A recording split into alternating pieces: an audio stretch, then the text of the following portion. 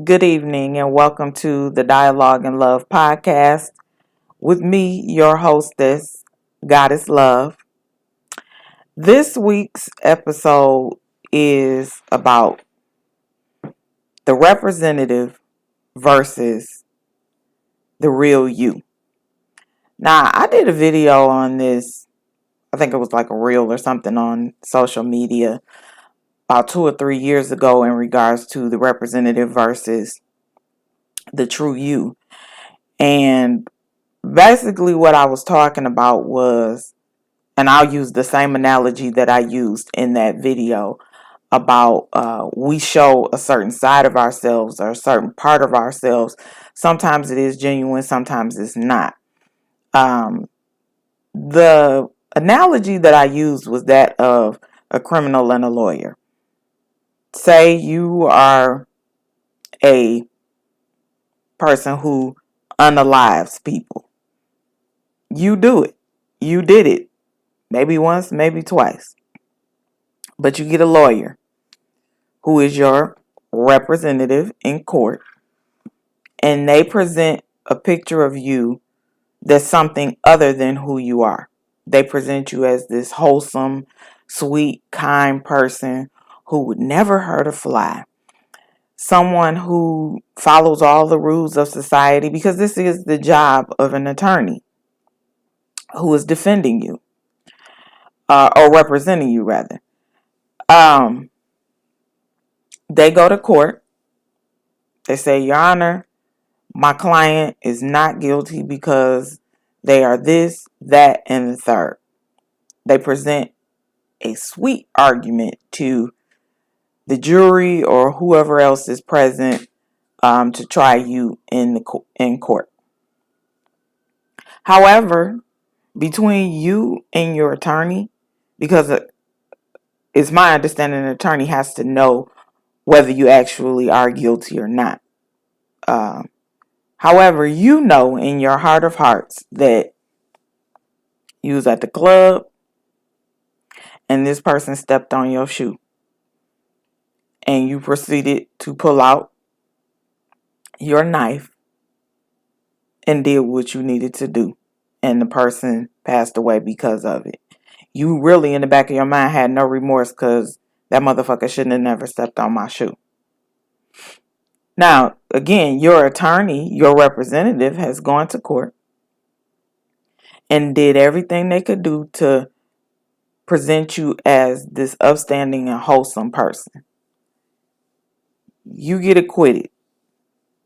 Self-defense, whatever. You go back out, you free from whatever it was that, whatever minimal amount of retribution you had to do.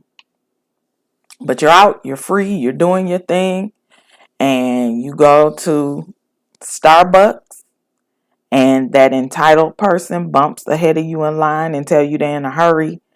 And the next thing you know, you done pulled out your knife again and you done did somebody in again. Because that's just your nature. And once again, you are not sorry. They should have never bumped you in line. You did what you did again. Now, that is your nature. That is truly who you are. And 9 times out of 10, if you have this same attorney, they're going to do the same thing possibly again, depending on how good or bad they are as a representative.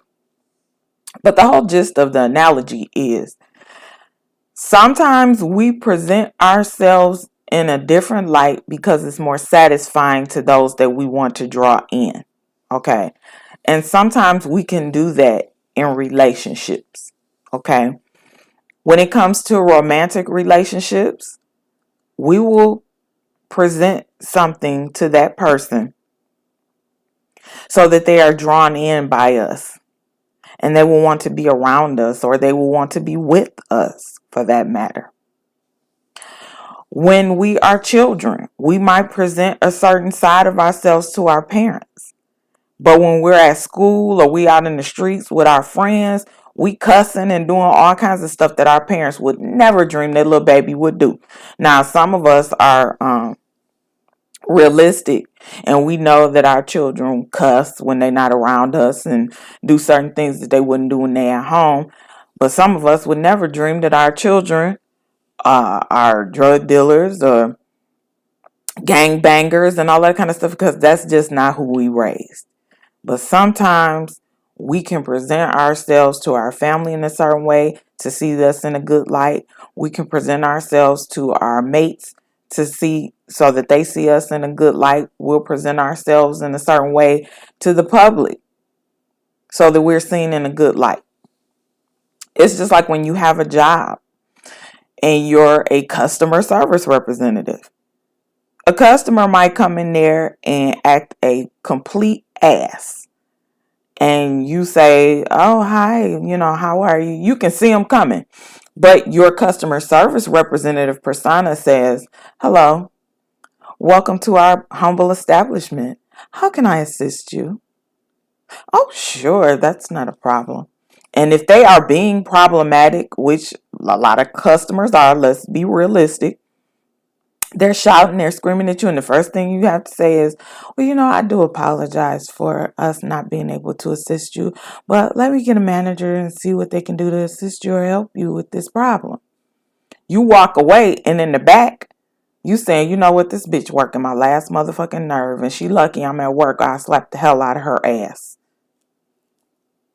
I know because I used to be a customer service representative by phone and by face for many, many years. That was my mentality. There were times when I would be on the phone with a customer and they would be acting a fool. And I would just be sitting there listening to them and letting them rant. And I do apologize. In which I'm not fucking sorry because I already told you no. Now, in my last position, I had the authority to say no and stand on that no.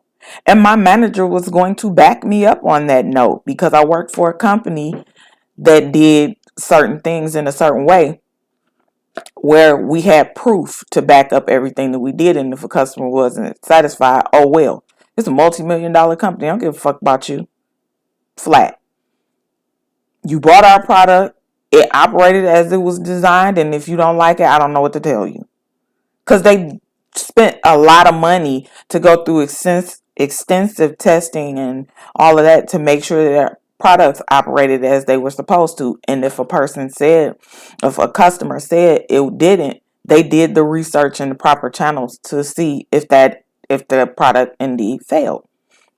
So anyway, when this information would come back from inspections and all of this kind of stuff, and I called the customer and said, hey, well, we did our research and it came back and it said blah, blah, blah, and I'm sorry, we can't assist you. Well, I would get called names and everything else, and I would just sit there and let them vent. And then they would say, hello? Yes, I'm still here. I didn't want to interrupt you. Now, I didn't have to apologize, but I would say, as we advised upon inspection in which you agreed to, because they have to sign a contract, which you agreed to this inspection, and that whatever the outcome was, you would accept it. I don't care what I said. And it's like, okay, once again, we can't assist you. We've done everything that we needed to do to assist. I'm going to get my lawyer. Oh, we love that. Because then we was, okay, we'll have your attorney contact me and give them the contact information. Thank you. Have a good day and hang the fucking phone up. I enjoyed that job profusely. But, again, with romantic relationships, we get into these situations with people. And one of the questions that I no longer answer, because what ends up happening is this person gives you what it is that you ask for when that's not them. And the question is, what are you looking for in a mate? Now, I've started answering that question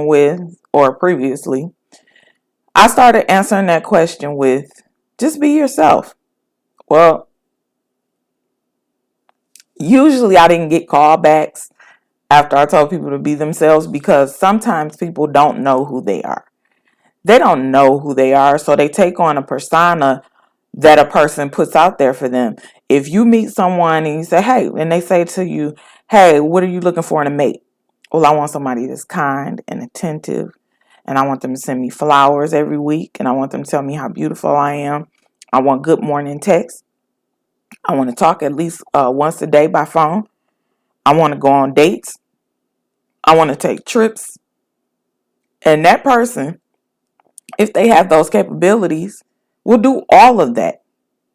And then when you're fully immersed in who this person is, the representative that they gave you, and you're in love, that's when they'll truly show who they are. They're going to show their natural ass. And it might not be pretty. Now, we have some people who will do the opposite. They'll show you all of the bad shit in the very beginning. And you'll say, oh, I can change them. And then you get with them and you can't change them, and they've showed you who they are from the very beginning, and it wasn't what you really wanted, but you wanted a project to change somebody. So you have to be aware that, sometimes people are showing you who they truly are from the very beginning. There ain't no representative. I am who I am. And, me being who I am, and I always say that could have something to do with why a lot of people don't want to date me, because I let people know from the very beginning, this is who I am, flaws and all. If you are not a person who practices what I practice as far as divination and all of that kind of stuff, I might not be the girl for you. I don't wear high heel shoes because of whatever my personal reasons are. I cook when I feel like it. I'm not one who's going to chase or, because I've ran into people who wanted me to call them every day. And it's like, you told me you work from 9 to 6. I'm not going to call you between 9 and 6 because I know you're at work. If you have time while you're at work and you feel like you want to talk to me, you can call. But I'm not a person who likes to go and interrupt a person's work day. When you get off from work, if you feel like talking, you want to call me, that's fine. Now, on your off day, when I know you're not working, I'll probably call you and say, hey, I might even shoot you a text in the morning. Have a great day. Grand Rising. And I know Grand Rising gets on some people's nerves, but oh well, that's what I say. Grand Rising, I hope you have a good day. Now, I've had men tell me, well, I don't want to deal with no woman that act like she can't call me. And it's like, it's not that I can't call you. It's that I'm respecting you as a person who has a job that works from 9 a.m. to 6 p.m. I'm respecting the fact that maybe after you get off work, you might want to decompress and you might not want to have a phone conversation. So if you do, you can call me. This is just who I am. I just don't feel the need to chase anyone. And I feel, yes, I'm putting that in terms of chasing. If I have to always be the one calling you, and they look at it the other way. Well, I'm always calling you, but I don't work. I'm at home. I'm retired. So a person can call me any time of the day. And if I say that to someone, well, I'm always available because, I'm retired, so I don't work. You can call me anytime you want. And you don't, then I'm not going to be mad at you. But it's just like, well, we already laid the cards on the table as to what our schedules are and all of that type of stuff. So I don't see where that should be a problem. It doesn't mean that I don't like a person because I'm not constantly calling them, but everybody ain't the same. When I was married, I called my husband anytime I wanted to because that was my husband. So if he was busy, he would text me and say, hey, I'm busy right now. I'll call you back. We talked all day from the morning time he was the truck driver, so he was on the road. When I woke up and I got myself together, I would call him on my way to work. We would pray together over the phone and all of that kind of stuff. When I would go to lunch, I would call him. Hey, we would talk pretty much my whole lunch hour. Get off from work. On my way home, call. Hey, I'm on my way home from work. Are you going to be in this evening? No, won't be back till tomorrow, whatever. But we talk on the phone. Okay, well, I'm going to get in the house and fix me something to eat and I'll call you back. Call him back. We get on the phone. We would do that. So it's just establishing certain things within the dynamic of your relationship depending on where it is. Now, getting into the family dynamic thing, I feel like we should never have to put up a front and pretend like we're something we're not with our loved ones. But sometimes family members do it all the time. I've been on the receiving end of people who fake love, telling me they love me and, oh, yeah, I miss our relationship and blah, blah, blah. And then When I'm no longer there, they're talking cash shit about me. Yeah, she just came over here so she can show off. She thinks she better than everybody else. This, and this. And when I got wind of it, it was like, damn, it's like that. But why grin and skin in my face and tell me how much you love me when that is not actually how you feel? So I let these people off the hook with that, so I stopped dealing with them. Um, with our children, I get it. I understand that children present themselves a certain way to their parents because they don't want to disappoint them. That's just a kid thing. Um, but I say, as my child, don't pretend like you like me as your mother or what have you. If you don't like me, then you don't have to deal with me. It's simple as that. When you become an adult and you no longer live under the roof of your parents and you got your own life and all of that, you don't have to talk to them if you don't want to, if you feel like they're not conducive to your life. But be real about why you're not dealing with them. Be real about why you don't want to have a relationship with them. Be real about it. Don't use a representative. Just be real. Because, we don't have to like our parents and we don't have to like our children. If it's something about them that you don't like or makes them unlovable to you, it is what it is. You don't have to deal with them. But don't make excuses.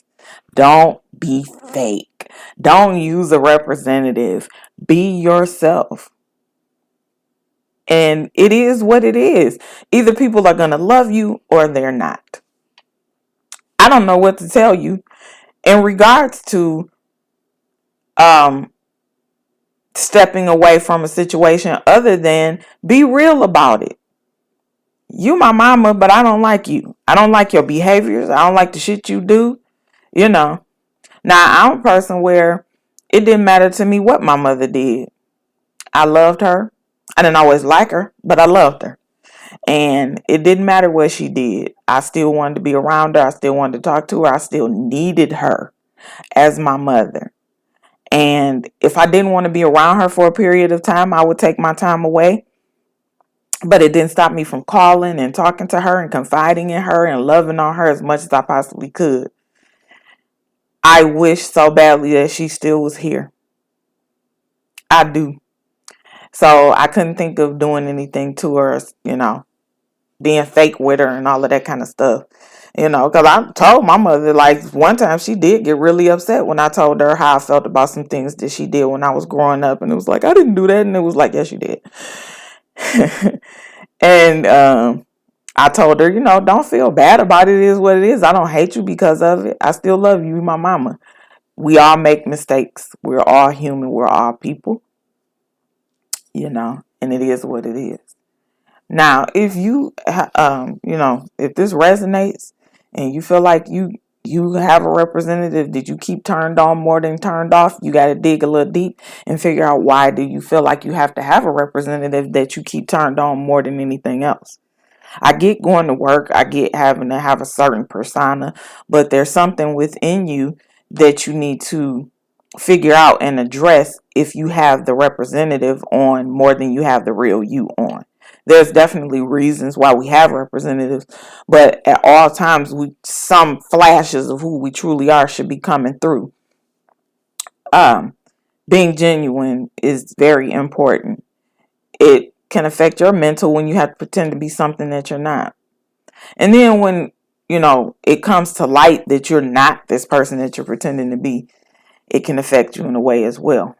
So for your own mental well-being, for your own health and, sensibilities and self-awareness, understand who you are, and that work representative is necessary, but you can still be genuine at the same time. Do your job within whatever the ramifications are for that job, but let the real you always shine through. So I hope this helps someone in understanding representative and real you, and understanding that some people do this because they want to manipulate. They want to do certain things because it's more conducive to them, and they're being a little selfish and not allowing you to be a part of who they really are because it's something that you might not need in your life. Step away from that type of energy, no matter who it is. I want to thank you all again for liking, sharing, subscribing, following. I appreciate y'all so much. This is a journey that has been helping me. I don't know, it's probably been helping me more than it been helping other people. There's been many times where I just wanted to say, you know what, forget it and give up. But I'm not going to give up. I'm going to keep going. Because every time I say, you know what, this ain't everybody's cup of tea. And I can't give people all of that stuff that they want, where it's a bunch of fluff and drama and all of that kind of stuff. There is an aspect of it that I am kind of playing around with between me and my sister. An extension of this, but it's going to be very adult. It's going to be kind of an after dark type thing because we want to talk about that because that's part of life. But for everybody who continues to support me, I appreciate you and I thank you so much. And I'm sending you all peace, love, light, positive energy, and healing vibes. And I'll see you soon, macaroons. Bye.